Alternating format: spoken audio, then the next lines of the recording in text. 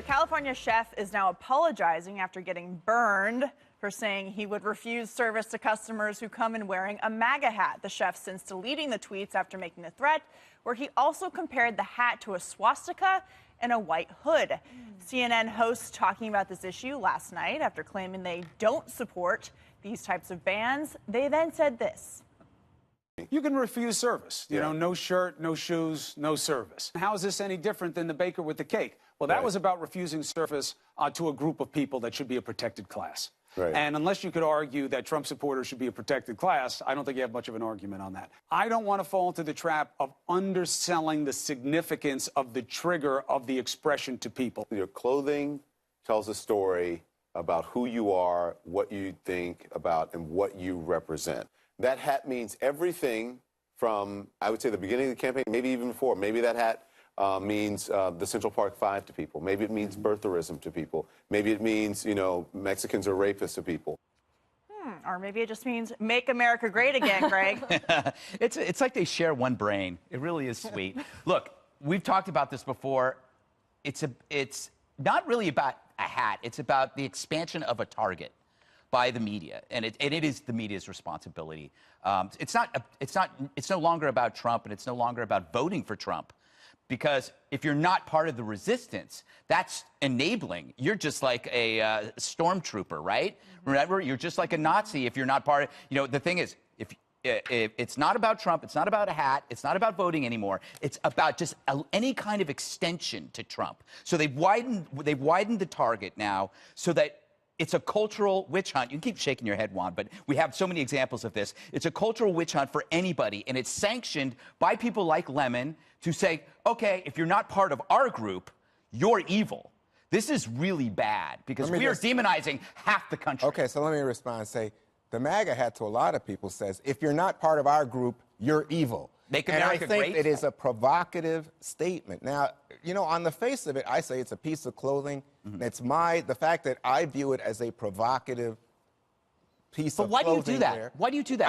I think Don Lemon and I think Cuomo were on target. Where did you get the idea? Did the idea float into your head? Oh, no, I want to know. Oh, I'll tell you. How about David Duke wearing it? How about Cesar Sayoc, the guy shooting people when they're driving around the Trump truck holding So when a MAGA racist drinks hat. orange juice, do you then say no more orange juice No, for but me? I'm saying to I you, can't drink orange juice because a racist drank orange juice. No, but I'm saying I thought they made a very good point, Greg, when they said it's a protected class matter of discrimination. Protected class is by gender, by sex, by disability. It's not by political belief. Well, I'm okay with them saying, you know, the chef, he's paying his price. That's the way the market should work. If you make a decision, then you pay the price. So it's a free market decision. It's like Nike saying, we're back and Colin Kaepernick right now. They made a decision. This guy apologized, by the way. You know what he apologized to? He apologized to the people who work at the restaurant and his co-investors. Probably a good thing. Because it might cause someone not to come to the restaurant. He didn't apologize for saying MAGA hats are provocative. Yeah, he didn't. He claims that he's apologizing. He has the right not to serve people who he doesn't want to serve his restaurant. It's a private business. He can do what he wants. But, Jesse, he didn't really apologize because he then went on to say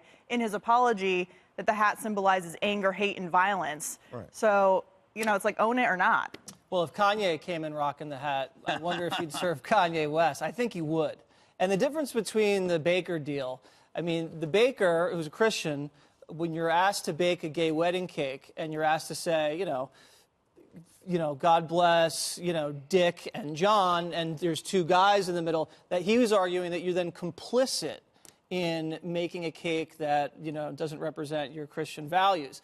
If you're just serving burgers and fries, you're not participating. You're not forcing the chef to wear a MAGA hat. Yeah, exactly. It's a totally different analogy. And then, you know, as someone with the authority on sweeping generalizations. Of course. I think that what CNN is doing is to say that this hat represents this to so many people, permission to make an analogy? I would love to see it. If you have a New England Patriots hat, to some people, that might represent cheating and Spygate and double homicide, Aaron Hernandez. By some people, Jesse means him. You know, no. Some people. To other people, that could just mean the Patriots and winning. So I think when this country tells you don't wear this clothing, drive this car, stop saying Merry Christmas, baby it's cold outside is about rape, this is the reason Donald Trump became elected. Yeah. Because people were so sick of people telling them what to do, how to think, and what to say. But Dana, the media continues to allow these comparisons to fly without any context. So they continue to say that it represents a KKK hood without any context about what the KKK actually did, and saying that a MAGA hat is equal to that. Yeah, right. And I feel like that downplays the severity of what the KKK was, and something that we've eradicated for the most part in this country, and not something that we actually condone. Except for yearbooks. Except for in yearbooks for Democrats. The sweeping generalizations aren't necessarily just only Jesse's specialty. Yeah. Right? Like this is. What about ism too? Yeah, we have that too. It's also another example of why grown people should get off Twitter. And if you think that this is, you're going to have to apologize to your partners and your customers, just like Twitter is diminishing people's lives. Then we have to all make a commit and get off it then. Well, we look, keep saying this every week. I think it's a good idea. You know, we should kill this business. But we should leave. I don't know. They're using us. We're not getting paid to tweet. But how am I going to promote my show? Hey. You know what? Nobody on Twitter listens to any promos. In fact, they hate the promotions. Really? Your tweet about that last week was very funny. Yeah, it's like nobody likes to be told what to do. But I saw it on Twitter.